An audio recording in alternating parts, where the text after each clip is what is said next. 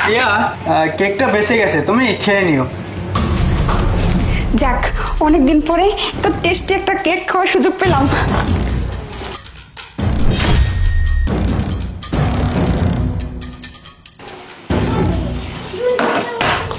কি ব্যাপার, দেখো তোমার তো স্বর্ণের আংটি এর মধ্যে।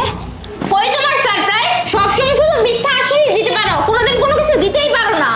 আরে শান্তা, আমি মিথ্যে কথা বলতেছি না, আমি তোমাকে সারপ্রাইজ দিব জন্য আংটি নিয়ে আসছি, কেকের মধ্যে লুকিয়ে রাখছি।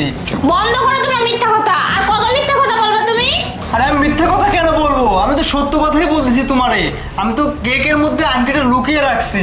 আচ্ছা ঠিক আছে, এখনই দেখতেছি তুমি সত্যি বলতেছো না মিথ্যে বলতেছো। কেকের মধ্যে আংটি রাখছো, দেখতেছি। আসো আমার সাথে, আসো। শান্তা, আসো।